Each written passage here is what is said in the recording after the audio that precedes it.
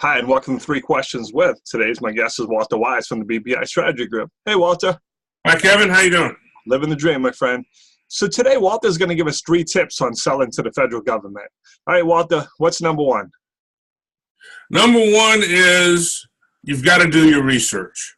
You've got to understand who buys what you sell and how to buy it.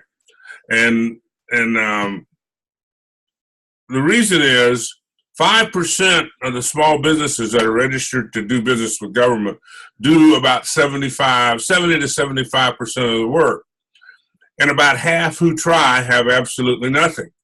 And a good case in point is I was talking to a lady earlier this week, and her company was told that they needed a GSA schedule to sell to the government. Well, she spent $12,000 getting a GSA schedule, which is a lot of money.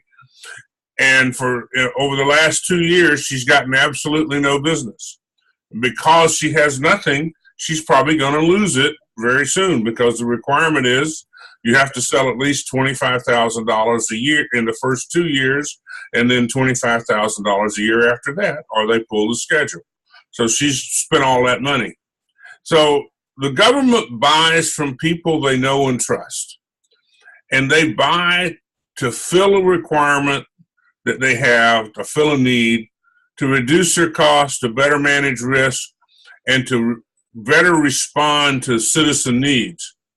So you need to understand which agencies buy what you sell, and obviously with 88,000 different government agencies out there, or offices, somebody buys what you sell. But you got to figure out who those are and which ones are the best agencies for you, for your business, and you need to understand what contract vehicle they use.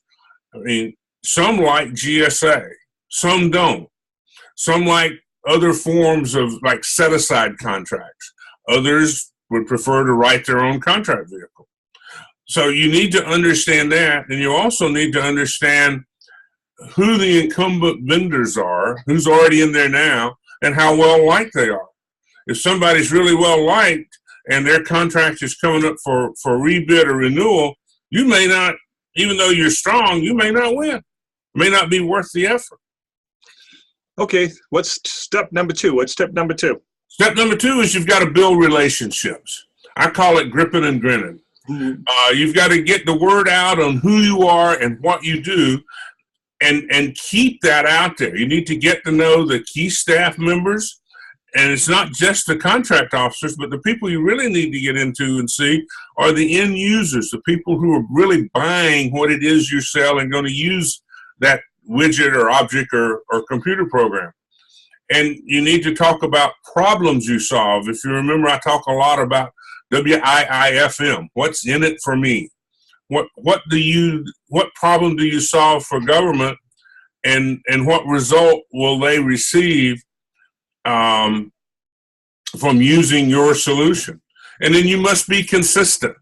You must keep at it. You must follow up, and also remember that email is not going to work the first time. You know, it's going to take a phone call. There are people out there who don't want to talk on the phone. If you're going to sell to government, you got to pick up the phone and talk, because every one of them has a phone on their desk. All right, what's the 3rd and final tip? Third one is be in it for the long term. It's going to take 12 to 24 months to get your first contract as a prime vendor. So it's not a short, quick, easy, lucrative process that a lot of people think it might be. So you've got to pick no more than 3 agencies to go after. And again, it goes back to doing the research. Understand their buying process, understand their problems. You need to develop a list of opportunities. You got to build your message around that list of opportunities, or that opportunity you're going after. You got to have a strong capability statement and a strong capability presentation. When you walk in to meet these people, going back to the gripping and grinning one, you don't want to walk in with a 30-page PowerPoint. You want to have one sheet of paper that's your capability statement that sums up exactly what it is you do. So, those are the basic 3 tips. So, Walter, how can people reach out to you? Because obviously you can help them with this. How do they reach out to you to learn more, my friend? Absolutely. You can give me a call at 603-262-1489. You can find my federal page at BPI, that's Bravo Papa India Federal.us, or you can send me an email at wpwise@bpistrategy.com. And Walter, I'm up the road in Merrimack. Walter, appreciate you taking the time to come on the show today. So you just watched 3 Questions with Walter Wise from the BPI Strategy Group. To learn more about the New England B2B Networking Group, please visit our website at newenglandb2bnetworking.com. Thanks, Walter. Thanks.